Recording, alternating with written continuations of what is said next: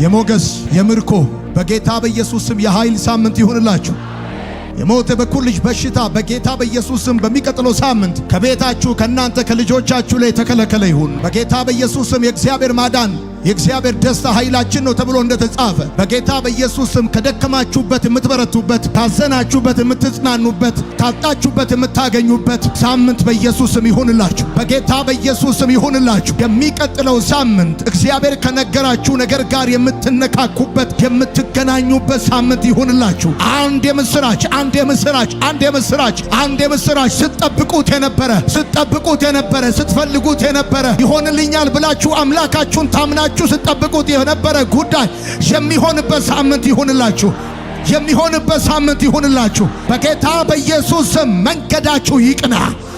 ጠላት ከመንገዳችሁ ላይ በኢየሱስ ስም የተከለከለ ይሆን።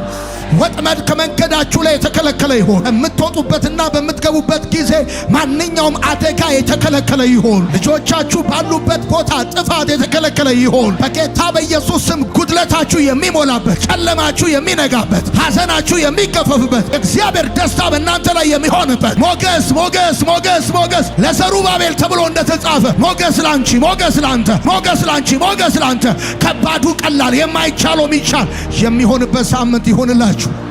እዚህ ባርካቸዋለሁ። በያዕቆብ እጅ ላይ በደም የተጨማለቀውን የዮሴፍን ልብስ ሰጥተውት ነበር። ልብሱን ይዞ ማስረጃውን ይዞ አመድ ነስንሶ ማቅ ለብሶ በብርቱ ሐዘን አዝኖ ነበር። ልጄ ሞተ አውሬ በላው ብሎ አዝኖ ነበር። ዘመን አልፎ ቀን ተቆጥሮ በእጁ የገባውን በደም የተጨማለቀ ማስረጃ አልፎ ዮሴፍን ብቻ ሳይሆን ምናሴና ኤፍሬምን እንዳሳየው ዘርጉ እጆቻችሁን፣ የሕክምና ማስረጃችሁን፣ የትምህርት ማስረጃችሁን፣ የንግድ ማስረጃችሁን፣ ነገራችሁ እንደሞተ እንዳለቀ ከዚህ በኋላ ተስፋ እንደሌለው የተነገራችሁ ኤኒ ኤቪደንስ እጃችሁ ላይ ያለ ልክ እንደ ያዕቆብ ያለ በያዕቆብ እጅ ላይ እንደነበር እንደ ዮሴፍ ልብስ ያለውን ማስረጃ አልፎ ዮሴፍንና ምናሴና ኤፍሬምን እግዚአብሔር ለያዕቆብ እንዳሳየው የሚቀጥለው ሳምንት በቤታችሁ ያለ የሕክምና፣ የሥራ፣ የጤና፣ የየትኛውም አይነት አሉታዊ ክፉ ማስረጃ ኔጌቲቭ ማስረጃን አልፎ እግዚአብሔር ክብሩን ያሳያችሁ፣ እግዚአብሔር ማዳኑን ያሳያችሁ፣ እግዚአብሔር ክብሩን ያሳያችሁ፣ አላየውም ያላችሁትን ያሳያችሁ፣ በጌታ በኢየሱስ ስም ያሳያችሁ። እንደዚህ ያለ ያዕቆብ እኔ ያለ ዓይንህን አያለው ብዬ ተስፋ አላደረኩም ነበር፣ እግዚአብሔር ግን ዘርህን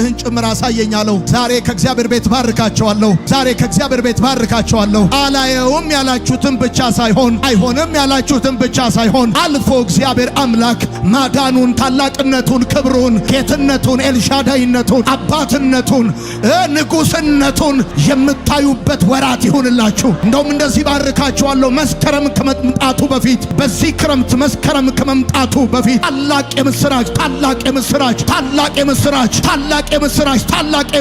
ታላቅ የምስራች ቤታችሁ፣ እጃችሁ ወደ ቤታችሁ ወደ ጓዳችሁ ይግባ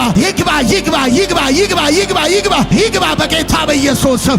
የእግዚአብሔር ማዳን የምታዩበት ሳምንት ይሁንላችሁ። ቃየል በገደለብኝ በአቤል ፋንታ እግዚአብሔር ዘር ተክቶልኛል ስትል ስም እንዳወጣችን ለዛሬ ባርካችኋለሁ። ከዚህ በፊት በተበላሸባችሁና በሞተባችሁ ነገር ፋንታ በሚቀጥሉ 3 ወራት ነገር ይተካላችሁ፣ ዘር ይተካላችሁ፣ ስራ ይተካላችሁ፣ በረከት ይተካላችሁ፣ ድል ይተካላችሁ፣ ደስታ ይተካላችሁ። እንደገና እግዚአብሔር መልሶ ይተካላችሁ፣ በኢየሱስም ይተካላችሁ። የተበላሸ የትኛውም ነገር የሚተካበት ወራት ይሁንላችሁ። ልባርካችሁ። የሰው ፊት አትዩ፣ ቀኙን ይስጣችሁ። የአፋችሁ ቃል ሕግ ይሁን። ንጉሥ በሰራዊቱ መሃል እንደሚኖር ያኑራችሁ። በኢየሱስም ጎዳናችሁ ይቃና ጎዳናችሁ።